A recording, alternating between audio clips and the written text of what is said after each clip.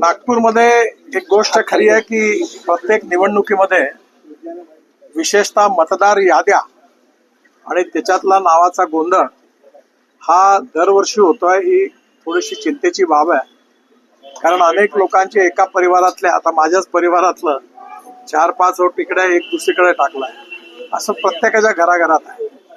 दुसरी गोष्ट, या मतदार याद्या या अजून चांगल्या प्रकारे व्यवस्थित करणं, जेणेकरून कोणीही मतदारापासून वंचित न राहणं याची काळजी जास्तीत जास्त घेतली पाहिजे आणि निश्चितपणे पुढल्या वेळेपासून ती निवडणूक आयोग घेईल असा मला विश्वास आहे. नितिन जी, क्या कहेंगे हिंदी में बताएं कि आज मतदान करने के लिए पहुंचे, मतदान का प्रतिशत कम देखा जा रहा है, कई सभाएं की आपने, उसके बावजूद ये स्थिति प्रथम दृश्य में दिख रही है.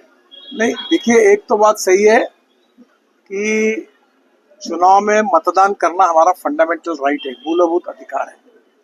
हम किसको मतदान करते किसको नहीं करते ये अपना अधिकार है, पर ये अधिकार जो लोकतंत्र में मिला है उसके कर्तव्य का पालन करना ये हर नागरिक का कर्तव्य है.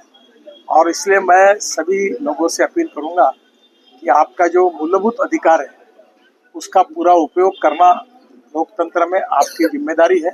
आप जरूर आइए, मतदान करिए, आपको जिसको देना है उसको दीजिए, पर मतदान करिए. ये निश्चित रूप से लोकतंत्र में हम सब के लिए अधिकार के रूप में है. नितिन जी, देर रात बीजेपी के उम्मीदवारों पे देर रात जानलेवा हमला हुआ, सिंघने जी के ऊपर हमला हुआ, क्या लग रहा है कितनी रंजिश एक दूसरे पे जानलेवा हमले की नौबत आ गई है? देखिए, मैं आज अभी सिंघने जी के घर पर ही जा रहा हूँ उनको देखने के लिए, पर ये जो घटना हुई ये बहुत ही दुर्भाग्यपूर्ण और निषेधार्ह है.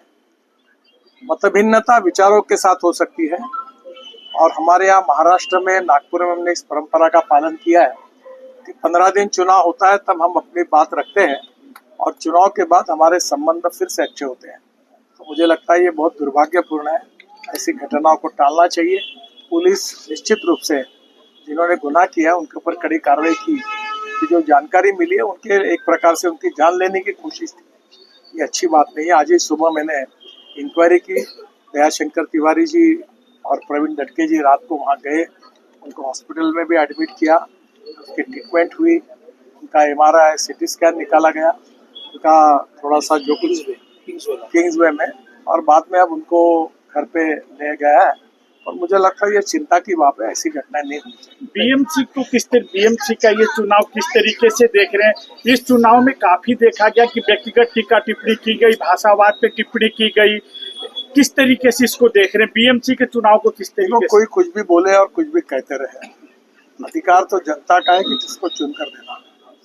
मैं पूरे चुनाव में एक भी बार मैंने विपक्ष का, उम्मीदवार का, किसी का कभी नाम तक नहीं दिया, क्योंकि हमने इतना काम किया है, वो बताते बताते ही टाइम कम पड़ता है.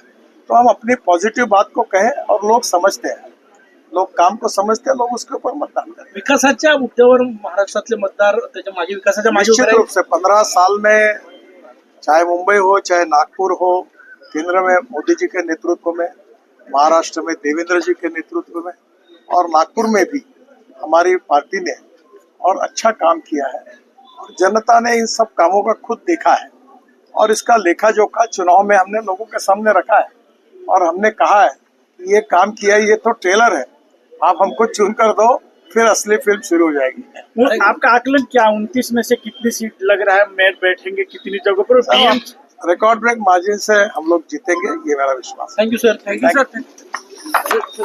सचिन राव, चला आराम से.